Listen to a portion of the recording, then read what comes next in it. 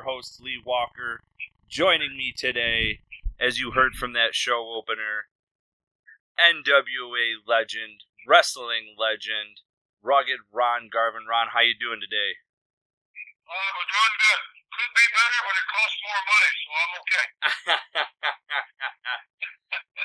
Yeah, there ain't nothing free in this world. And I refer to you as an NWA legend. If you look, fans, if you go and you look at Ron's stats, every territory you went to, Ron, it seemed like you held just about every title that was there within the NWA. Trying to wipe them out. I had that perch on the top rope. Yeah. I remember when I got on the top rope, I was always dizzy. So, Ron, I gotta ask, what was it like to be trained by WWE Hall of Famer Pat Patterson, and what was his training style like? Well, I'm glad you asked me that. It never happened. Never happened? I've been reading this fucking story. This is such bullshit. Yeah? I mean, he was gone when I broke in. He's 3 years older than me. We live about 6 blocks away. And he was already gone. And it was Pat Gerard, not Pat Patterson. Yeah, the internet everywhere has it down as Pat Patterson, so...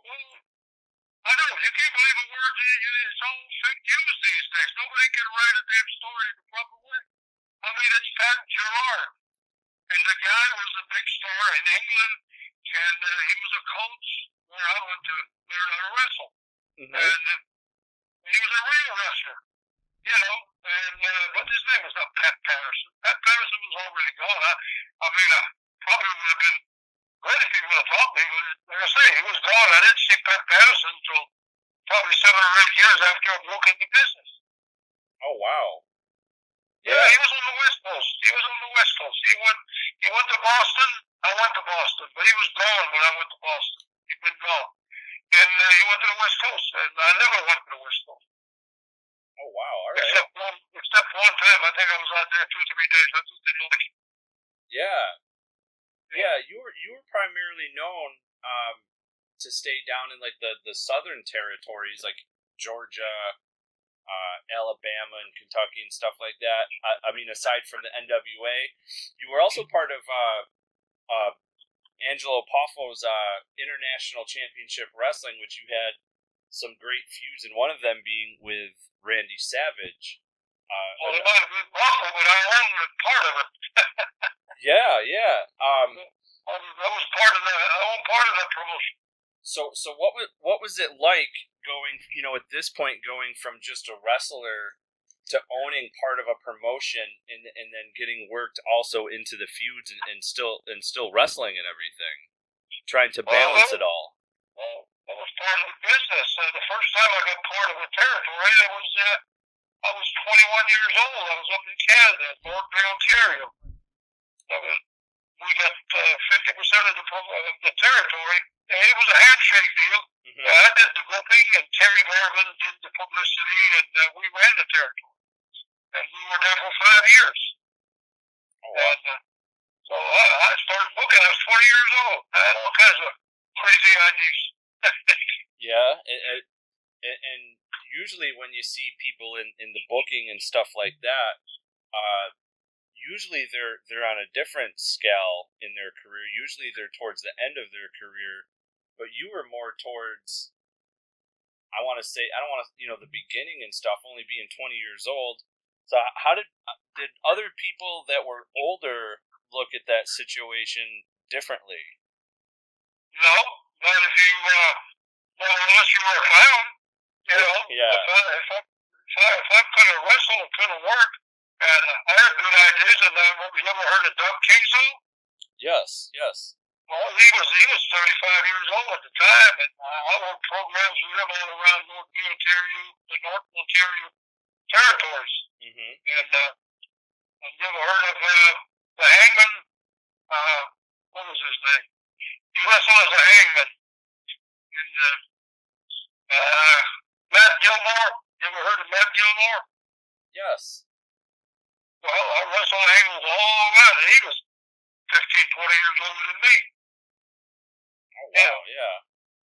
Yeah, well, if back in the days, if you knew how to work, I'm not bragging about myself, but I knew how to work.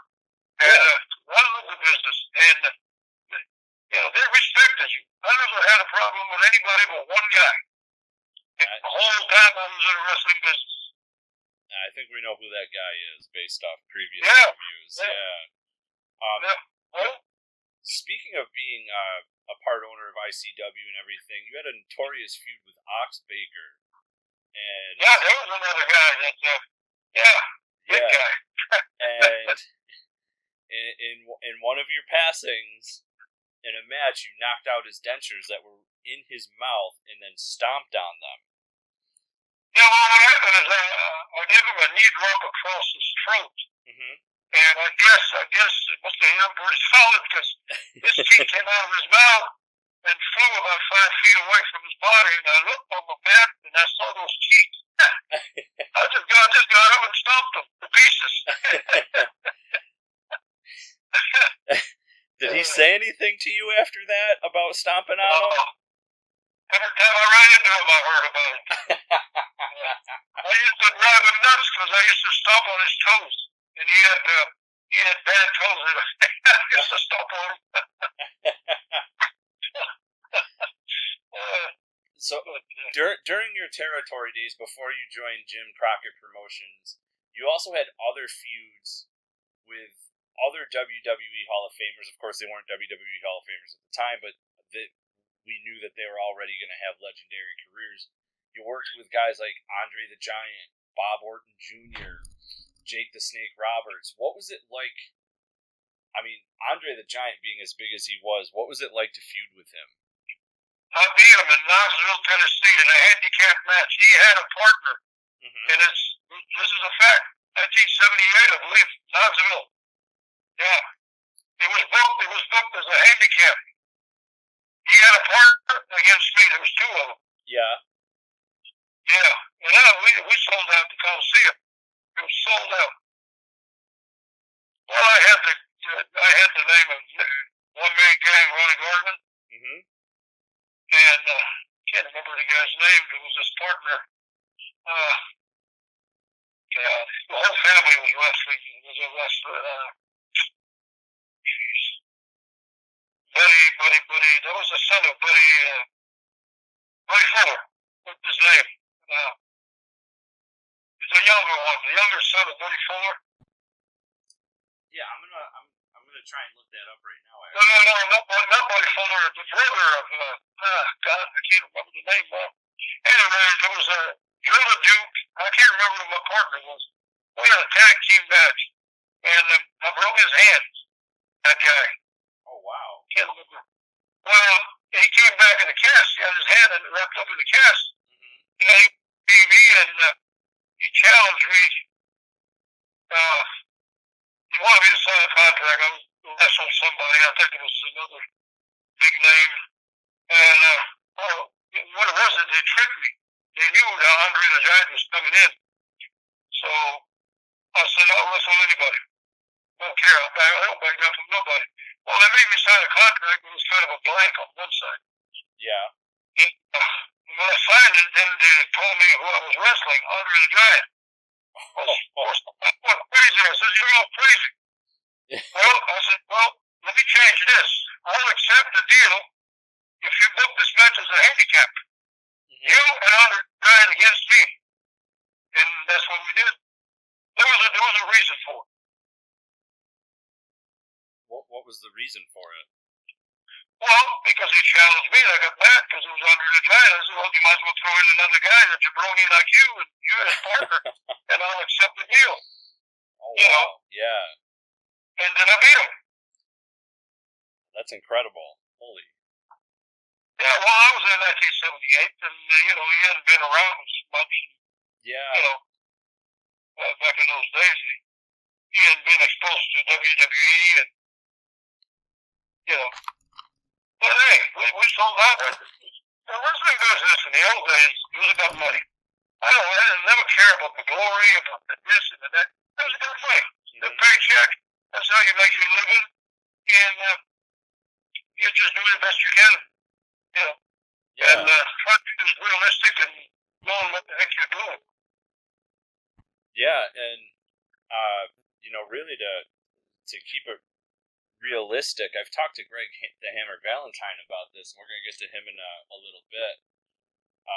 He says in order to make it look realistic, yeah, you do got to throw some stiff shots in there. Did you ever, were you ever the type, when to, for the realism, throw stiff shots at all? Yeah, well, ask him.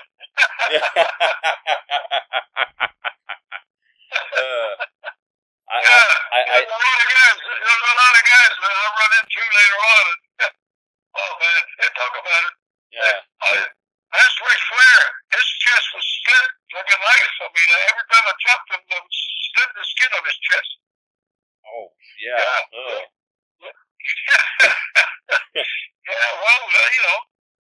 it's,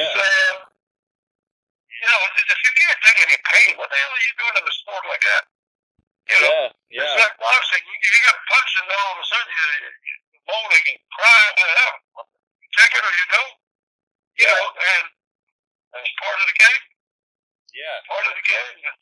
There's some guys that stepped in the ring and they didn't even look the part. And it's sad. That was the part of wrestling that I didn't like in the old days. They put guys out there that barely could walk. They'd get in the ring and trip over the ropes. And I guess they were hoping to have big careers, and usually those guys didn't stay around very long. Yeah. But it was terrible to put guys like that on TV, and it's embarrassing. Oh, well, So what you do is you just wrestle. Just tie them up and wrestle them and just play with them, and then when you're tired of it, you just beat them. Yeah. Now, yeah. I mean, when I was wrestling, if a guy hit me and didn't touch me, I hit him as hard as I could. Oh, wow. Yeah. Oh, yeah. I didn't hit him in the nose, bust his teeth, nothing, but I guarantee you he got hit. Yeah. Because it makes both people, him and I, look bad. Yeah. If you can't punch somebody, don't punch. If you wrestle, it's pretty hard to see through, unless you're so bad that you can't. But wrestling holds, in and out of holds, submission holds, you can't see through it. Yeah. I agree 100%. I'm an old school wrestling fan. 70s, 80s, early 90s, that era. Because that's where, 80s and 90s, that's where I grew up watching the sport. So it does, for me personally, it makes it a little hard to watch today, but I still watch because of well, I've been lucky. I broke in 62 and started. I went to Boston, I think 64 or 63. Well, I can't remember exactly, something like that. And it was Boston. I was starving to death. I wrestled 6 nights a week for $55 a week. But you're learning. Yeah. And every time back in those days, you were probably the only kid in the dressing room. The rest of I was 17 years old, man. I told everybody I was 19. And I was the only kid in the room. Everybody else was 35 years old or older. There was guys 45, even probably 50. And most of them, a lot of them looked like a bunch of killers. They had big cauliflower ears. And it was intimidating. You just sat there, and they didn't speak to you. You didn't speak to them. Yeah. And back in those days when I started, too, the world champion traveled with a shooter with him in case he got challenged. Yeah. Guys that became world champion later on probably would have never been in the 60s and 70s or even 50s because they really had to know how to wrestle. Mm-hmm.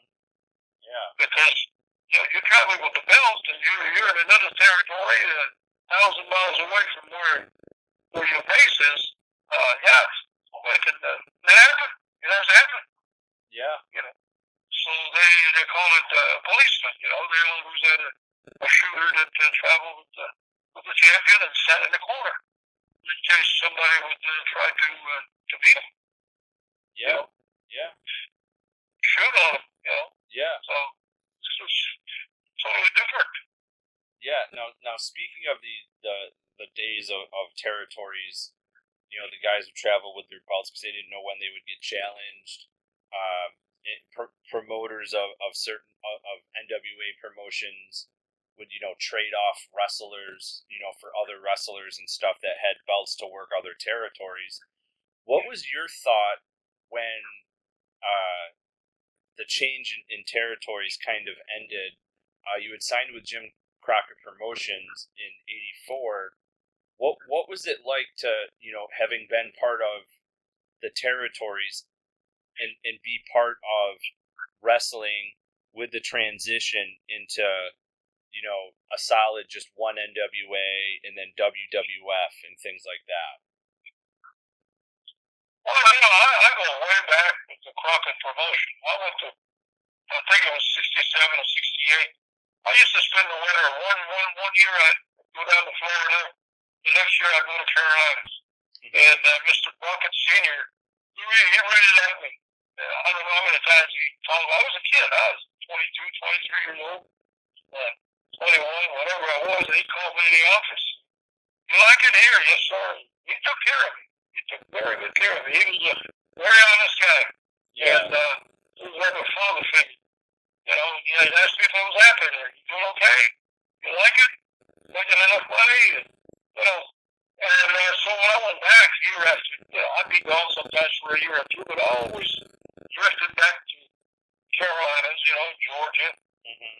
And so after Mr. Crockett Sr. was gone, well, things changed. Things changed. Yeah. Usually that's the case. When there's a change, it doesn't mean the other person has the same ideas, the same. And then we had a couple of tall bookers, and so anyway, I left a couple times, and in '84 things were different. Yeah. But another thing too, we had the luxury back then, to tell a promoter to kiss your ass, because there was 32 promotions across between Canada and the United States. Yeah. You had British Columbia, then you had Calgary, Canada. I didn't want to go with this. It's too cold. I left for that reason. I love the South. I feel like, if you were stuck and you needed a job, you go to Minnesota. I don't know how many times they call me in Minnesota, and I always kept it open, but it was not a place I wanted to go live. Yeah. And was attracted to the South. Once you go south, you don't go back more. and it was a better way of living. I was always tight with money. If you don't save money in life, you're going to be nothing when you leave the business. And so the South was cheaper to live. Cheaper to live. Taxes, all the way around. Housing, you name it. Over a period of 25 or 30 years, I'd say quite a bit of money been living in the South. Yeah. Quite a bit. Because I don't want to give it to politics. It's not that I'm against paying taxes and stuff like that. I don't want to give it to crooks. Hard-earned money. But anyway, that's a big luxury. 32 promotions. So, you never was unemployed. If you was, it's because you didn't want to work. Yeah. Today, these new guys coming in, they don't have that luxury. I've had some guys ask me, guys will break in, when I go to some of these fan fests, and some guys say, what can I do? How can I? Well, you got to bust your butt, work out, stay in shape, look like a wrestler. If you got a pot belly and you can't only walk and you're out of breath in 2 seconds after you step in the ring, you gotta make a big effort, put a lot of time in your business. It's like any other business. You build it. Yeah. You build a rapport with the boys. There was some jerks and jackoffs, but you got that in every walk of life, Yeah. And guys like that, I usually just say hi and being courteous, and that was it. Yeah. And but there were more good guys than bad guys.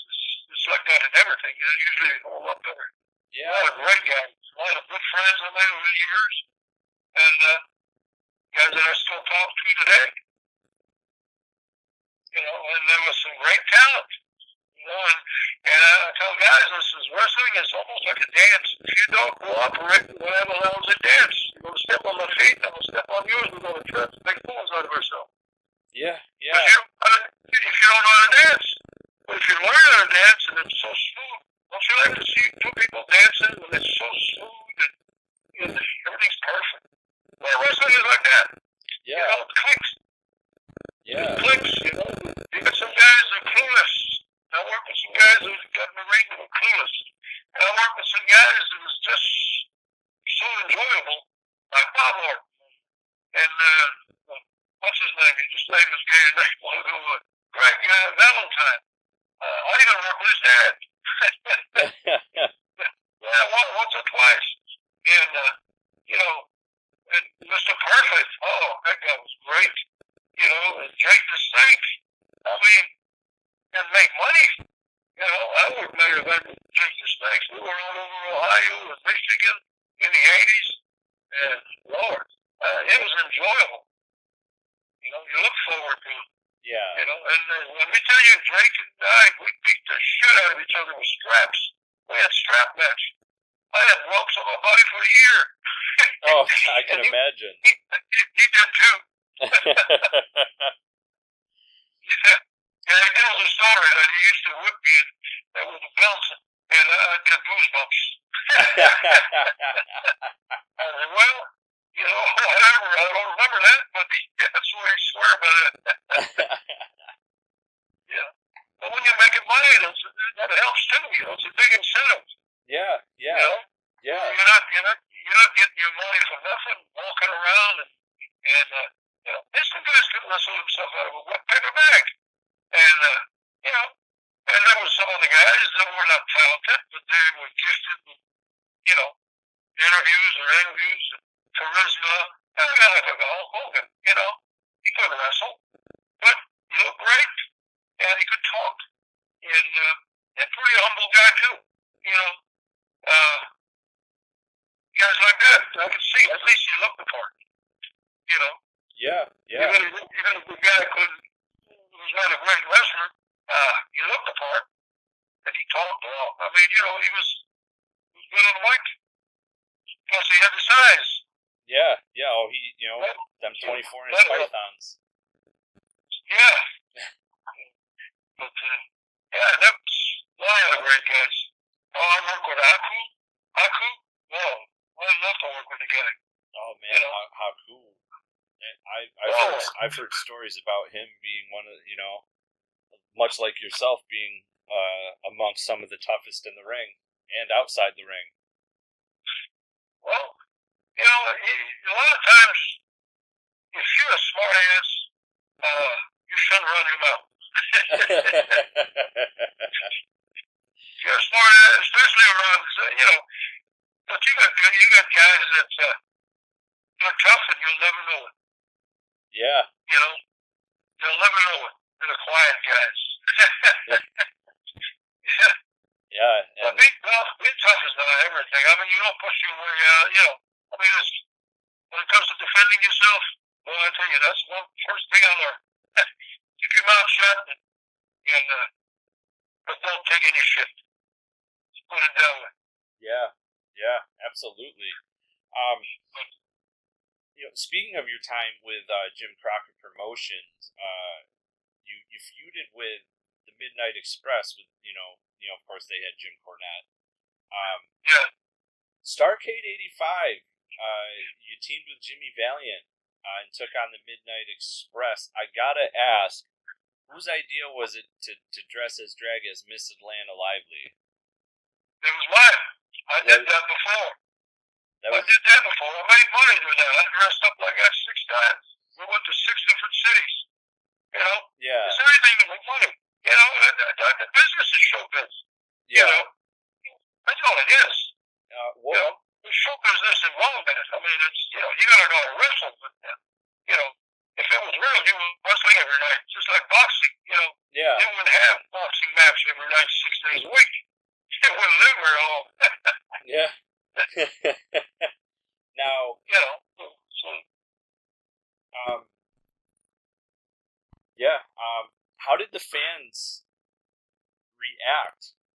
You know, because it was a different time back then with the cross dressing. How did fans react to it?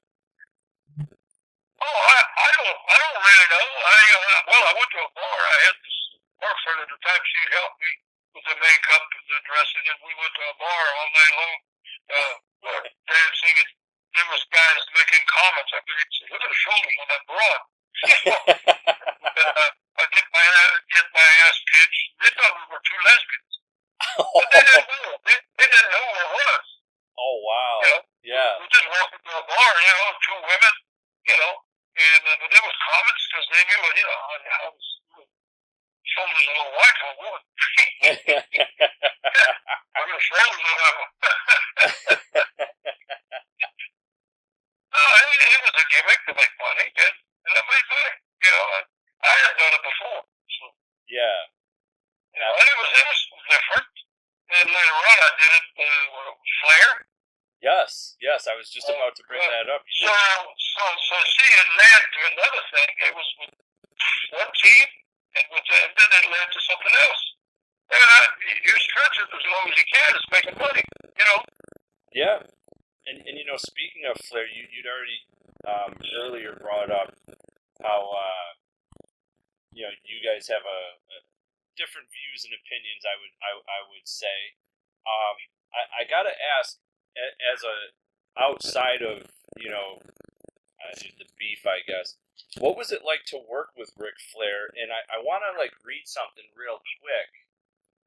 In 2019, on his podcast, Jim Ross brought up the Ric Flair Ron Garvin feud and said that as to why you got the shot and ended up winning, and he claimed that Jim Crockett Promotions didn't get anyone prepared for Ric Flair, so they gave that spot to you. Do you feel that's right or justified at all, or? Because I know. Well, the money is all I care. Yeah. They first of all, they drew $100,000 gate in Michigan. Okay, the building was jam packed. It was a sellout. And the company was screwed by what's his name in New York because he lost the pay-per-view. This was supposed to be a pay-per-view, and somehow the pay-per-view got shut down, and it had something to do with New York office. Okay. I don't know. So there would have been great revenue. We just got the gate, which the gate was $100,000. In the old days, that's all we had was the gate. Yeah. And which was good. $100,000 house was good. And anyway, there was a big war, and I think there was mismanagement on somebody's part, and I think Dusty was a crazy booker. Mm-hmm. He had a lot of good ideas. Maybe he meant well, but I'll tell you what, when you load up a card with 10 gimmicks, we had one, I forgot where we went, it was a cage, two-story, and then I find out later that the building had charged $30,000 just to put the cage up. Well, the expenses in those big cities and those big coliseums are very high. Yeah. And then when you put 40 guys on a wrestling card, anybody can be a booker. Yeah. And in those days, I remember selling out some buildings. I wasn't the booker when that happened, but the bookers was, and they would have a 6-man card, 8-man card. 10-man card was a big card. But they had workers. The guys that could entertain people for 30, 40, 50 minutes in the ring. Yeah. And and give a hell of a show, and the people went home and they were happy. And of course, you don't have the luxury today. How many of them can go an hour? You know how many hour matches I've had in my life? My God, I can't even count them. Yeah, now that's considered a specialty match.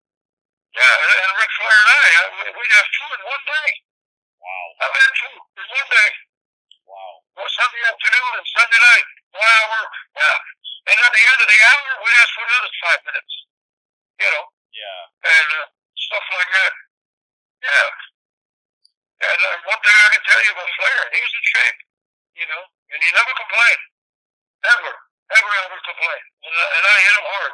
He hit me hard too, but I wouldn't complain. Yeah. Wow. That's one thing. If you can't take it, get out the kitchen. It gets too hot. Yeah. Yeah. And but if you want to make money, you got to work hard. Period.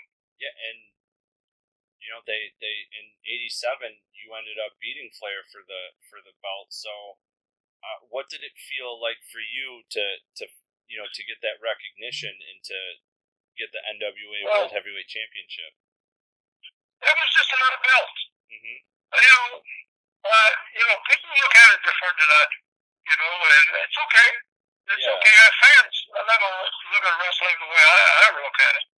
I looked at it strictly as a business, and it was entertainment, and everybody wants to be at the top, and I was in a lot of main events in my group, so I didn't envy anybody, and it's not always the main event that draws the crowd. Mm-hmm. It's just like, that's why sometimes I hear these sportcasters, and sometimes they sound like idiots. The quarterback has a big part in the football game. Yeah. But he needs all the players to win a game. And in wrestling is the same way. If it's booked at two main events, double main event, which would happen quite a bit, well, there was always somebody who wanted to take the credit. Yeah. Well, hell, you come here and just put two matches on. Do you think we're going to have that same crowd out there? You got to have a whole card, and it's like a teamwork almost. It's not one guy doing it. It's like Hulk Hogan drew a lot of crowd. But if you would have been just one match, him against whoever, you think it would have drawn the same crowd? I don't think so. Yeah. Yeah. So it takes effort from everybody. And I don't want credit for a lot of stuff is just a job. I'm doing a job to make money, a paycheck, and so I can retire. And I retired at 45. And, I'm happy with the way I run into people. They say you're a legend. You this. I appreciate it. I mean, it's nice. I meet a lot of good fans. That's another thing. I never forgot about wrestling fans. Because I look at it, without wrestling fans, my life would have been totally different. I wouldn't be where I'm at today. Yeah. People pay hard-earned money to go to a wrestling match. And some of them probably couldn't really, really afford it, but they went because they wanted to see. Yeah, that could have been their vacation money. If you don't give them a hell of a match, good entertainment, you have them standing and screaming, you haven't done your job. They pay to see something, so give them something. Yeah, I agree. And I've always respected the wrestling fans, and that's the problem today too in these professional sports. I don't watch football anymore. I don't watch basketball anymore. I don't watch hardly any of it because they're full of shit. They make millions and millions of dollars. Couldn't care less about the damn fans. They couldn't. It's all about them. It's all about their glory. It's all about this. I'm sure there's a few in the bunch, not all. But I don't care. Nobody mentions the fans much. And look at the cost. Look at the price of tickets. Yeah. I mean, it's not like in the old days, $2 ticket to go in the rent, or $2.50. Even back then, that was big money. Yeah. Especially if you had a family of 4 or 5 or 6. So, without the fans, there would be no wrestling. And so, without wrestling, there would be no fans.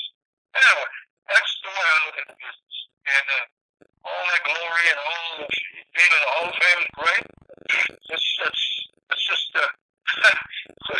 can't put everybody in the Hall of Fame, Yeah. You'd have to put a lot of jabronis in there,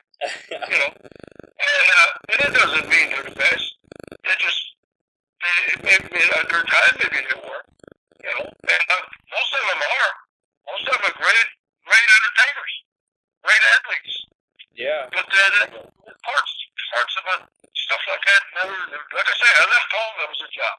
I didn't go out drinking and party all night long. I went to bed. So the next day I was in the gym.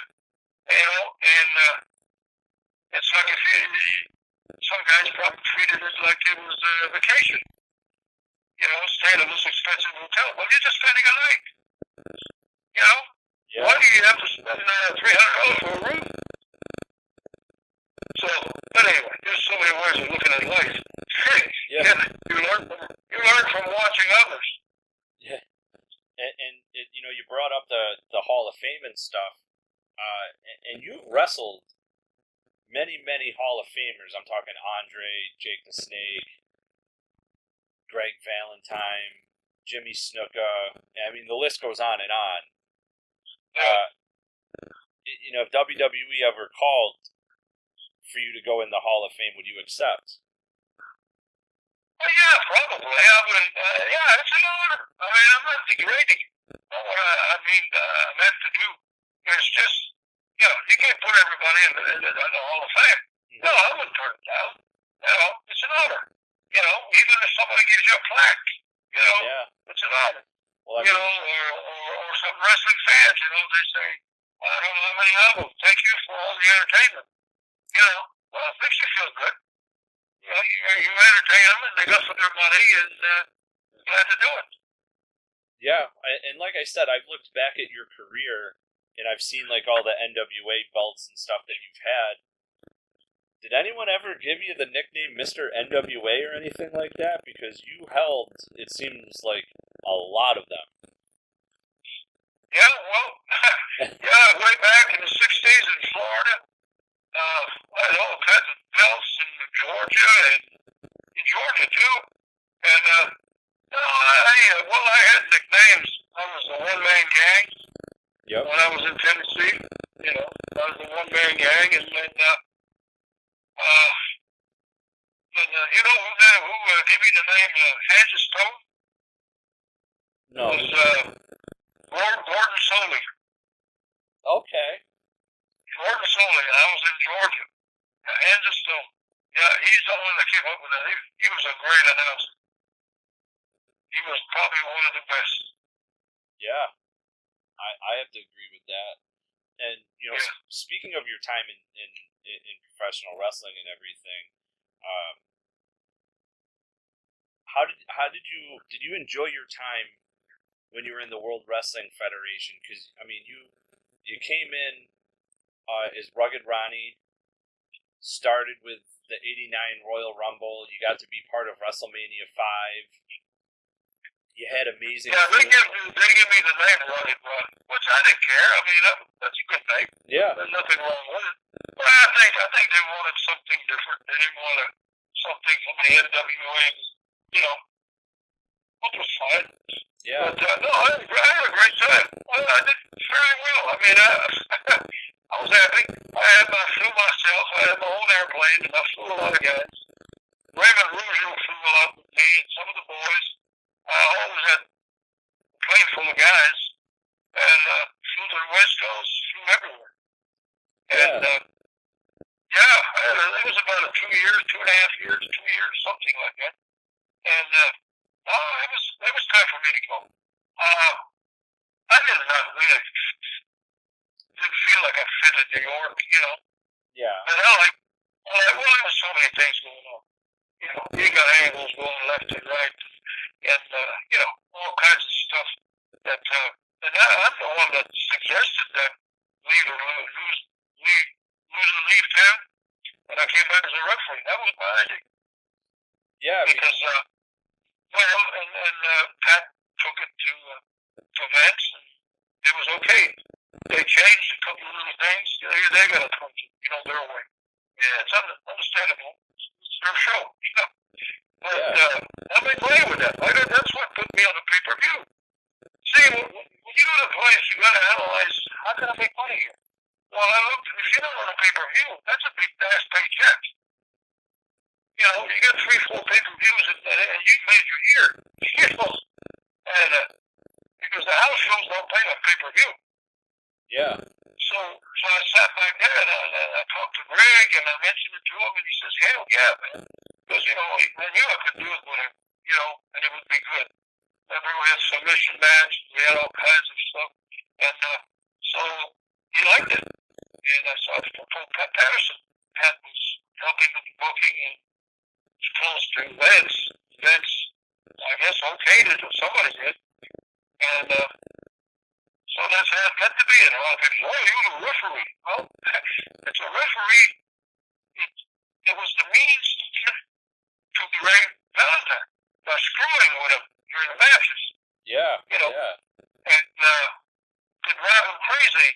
was asking me to be reinstated. He was asking them to reinstate me so he could kick my ass, which is logical, you know. And then I came back, and anyway, it lasted for quite a while. Yeah. You know, and we went around in a lot of towns with that, you know, because you follow the TV. Yeah. You know, at the end of it, there was a submission. Remember we worked, I don't know, I had the thing about his leg. He had a leg brace, whatever you call it. Yeah, around his shin. And then I came up with a hammer jabber. Yeah. Where I'll wear one of my leg. Yeah. You know. For fans listening, the story that Ron is telling, the feud with Greg Valentine, they had a televised match, to which Garvin won in '89. Immediately afterwards, Valentine challenged you to a retirement match, to which you lost, but then you became a referee. However, fans, Garvin didn't give up on Valentine because you messed with him quite a bit, and at SummerSlam, oh yeah, Valentine, I was an announcer one night, and I called him as the best here in the world. Yeah. Something like that, I can't remember the words, but it's the worst wrestler. Valentine took on Hercules. Valentine used his feet on the ropes, to which yourself announced Hercules as the winner of the match. And then afterwards, you announced Hercules as the winner. Valentine knocked him out in the ring, and then you went in the ring and knocked out Valentine. And that's when Valentine asked for Garvin, yourself, to be reinstated, to which, at the 1990 Royal Rumble, yourself and Valentine had a submission match, which you won, which ended the feud. Yeah. Which was a pretty lengthy feud, which nowadays we don't see that kind of stuff. Nowadays, well, you gotta have good ideas. You know, if you don't think ahead and see, you gotta do logical. This was all logical. You know, also I gotta leave. Well, I don't want to leave, but I'm forced to leave, so I go get me a license to referee. So I'm still involved, and I'm going to be next to Greg Valentine in the ring as a referee. I mean, it's all logical. Yeah. You know, and so I was driving him crazy, and fans liked it. Yeah. Now, one of the things you brought up while in WWF is you flew the wrestlers around. I don't know how much fans know, but you're an accomplished pilot. How long have you been flying for? I started flying in 1972. I owned 3 airplanes in my life. And then when I retired from wrestling in 1990, I flew cargo for 13 years. Oh, wow. Big cargo plane. Flew big cargo planes for 13 years. I had the best time of my life. Oh, wow. Sometimes I have to pinch myself. I live that life. Yeah. Now, between going from Jim Crockett Promotions to the WWF, you were also part of the American Wrestling Association and the World Wrestling Council, which, we knew Gagne was the one for AWA, and then World Wrestling Council was Carlos Colon. Did you enjoy your time in those promotions? I wasn't there very long. I can't really remember. Really, I think I was there a week or two. All right. Well, it didn't last very long. As a matter of fact, I didn't live there. So I was flying in, and what happened is I wrestled with Greg Gagne back in the 70s. Mm-hmm. Late, I want to say 75, something like that. And we wrestled in Griffin, Georgia. I never forgot that. And him and I had never seen him. He had never seen me. Mm-hmm. We knew about each other. We never had met. But I wrestled him, and I swear to God, he was better than most main event. People stood the whole match. For some reason, he clicked, I clicked, whatever we were doing. And he could work. The guy was, and there's a guy who didn't have a great body. But, it's not about the body. It's about he looked athletic. You know, he didn't have a big old belly hanging over, you know, and he could move and run. And when he had the best match, I swear I couldn't believe it myself. It just clicked. People were standing for the whole duration. And he got with me and he says, you got to come up to Minnesota. Well, I would have loved to, but I was happy where I was, you know, in the South. Yeah. So I never went. He called me one time, and I was going to go. I was booked. Now, that was way later. That was 85, whatever it was. No, that was in 76. I can't remember. Anyway, I was working for Crockett, and George Scott was a booker. He should have never been a booker. No, he should have never been. He got a name as a good booker because, well, you know what a main event was? He got the talent he had around him. He had Ronald McDaniel, he had Johnny Valentine, he had some of the best guys in the business. And most of those angles and finishes were their angle and finish that they had done in Texas. They were all around. When they went to Texas, they made fortunes. They came to the Carolinas, they made a lot of money. They were doing the same thing, you know. And it was their idea.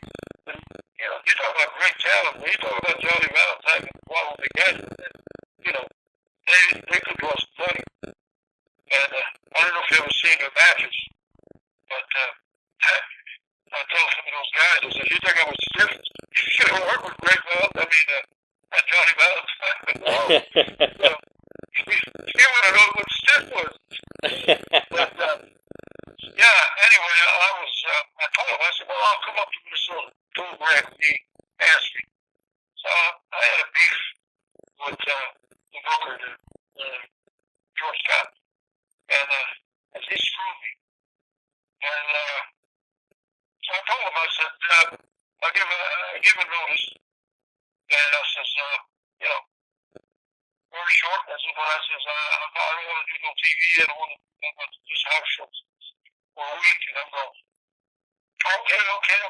Well, they called me and tried to con me. And they did. They called me about wrestling Moscow on TV. Well, I like Angelo. Angelo's, you know, he's a real athlete. You know, big guy. And I said, well, okay, it ain't going to hurt. So I wrestled him on TV. And he beat me. And so I'm leaving. And somehow somebody called me. And you know what it was? They told me Angelo Moscow was starting a day before I was starting in Minnesota. They'd send a tape where he beat me to Minnesota. Oh, wow. Yeah, that's how nice of a guy Jim Scott was. Wow. Yeah. So I called Greg, I said, well, cancel. Oh, no, they won't book us. I'm sorry, because I never went, except at the very end there, where I went a few times up there. Mm-hmm. But I don't remember much of it. So anyway, that's the story. But, well, that's the way I went into business. Controls a lot of them. Yeah, wow. That's why I had an old timer told me, save your money, kid. Yeah. He says, once you get 6 months of money saved, that you survive for 6 months, you know, you're not in the street, you got money, you're eating, you got a roof over your head, and you can tell to kiss your ass. So, you know, and leave. And that's what I done. Yeah. I listened to that guy. Yeah, wow. That's, yeah. And it shows because you got the... Nothing like being independent. You know, when they know they got you, in any business, it's like that. Yeah, and I mean, it shows you were smart with money. You were able to retire at 45, like you said, which is incredible. Well, yeah, otherwise you wasted a life. Yeah. You did all those mileage and all the traveling all over the place, never home, and then you wind up with nothing. Jeez, that would be what a waste of life. A wasted life to me. I mean, and you don't need to be worth $30 million either. You know, when you're comfortable and you know you're not going to run out of money, you can live to be 100. Yeah, I don't even know how you would spend $30 million in a lifetime. Yeah, well, I know some people who can spend it probably a couple of months. Yeah, I mean, maybe in one day. Maybe in one day, because if you go buy a $30 million jet, you're broke. Yeah, that's it. Yeah, no. Then you don't even have a pilot to fly you around. Yeah. You can't afford them. Ron, I want to take these last few minutes that I have with you here. First and foremost, I want to thank Nick of Captain's Corners for hooking us up with the interview. I would also like to take these last few minutes for you to take any time to say anything you want to the fans. If you have any social media, please go ahead and let the fans know where they can find you if you have any, and we'll go from there. All right. Well, like I say, I've always respected the wrestling fans. Always. And to me, they're part of my life. When I go sign autographs, I got guys that know more about my career than I can remember. and the great life I had is because of them. And I know I worked hard, but they're the ones that spend the money. They're the ones that came to the matches. So fans, there's nothing like good wrestling fans. And say hi to Nick for me. When you see Nick, tell him I said hi. I will. I don't go online and all that. I'm not on Facebook. I'm not on any artist. I'm an old fart. I still operate with smoke signals. So on a windy day, it's not good to communicate. I don't. I'm not very savvy with computers and all of that stuff. And to tell you the truth, it's funny. I don't even have a desire for it. Hey, I don't blame you, to be honest with you. All this technology and all these people, sometimes I sit and watch people. They got their face on their phone or whatever. They got it in their hand. I mean, they can't go anywhere without that stuff. And I'm going, wow, they're missing looking at the sky. I live up in the mountains here. I got a hell of a view. I don't have my face in the phone or whatever they got. I don't understand it to start with. And when I was flying cargo, they started to put technology into the plane. I used to have these young co-pilots. I said, hey, take care of that. You're programming that damn thing. Yeah, programming. Yeah. Well, Ron, I want to thank you for taking the time to sit down with me today. It was a real honor to speak with you and to do this, and hopefully down the road I can have you back on again. Sure, anytime. All right, sounds good. I want to thank you for coming on and doing the interview today, and I will definitely make sure that I let Nick know that you said hi. Yeah, and tell somebody to correct that Pat Patterson trade me. I will. Because, I read that, I don't know, 4, 5, 6, 7 different times, whatever it was, and I said, man, where did they get that at? Well, it turned out that the guy's name was Pat, so maybe they thought it was Pat Patterson. Yeah. But, Gerard and Patterson is two different words. Yeah. Of course, my English is not that good. Yeah. Could be my fault, too. What do you think? But thank you for coming on, and thanks for doing the interview with me. It's a pleasure. Well, you take care of yourself. Have a good one. You too.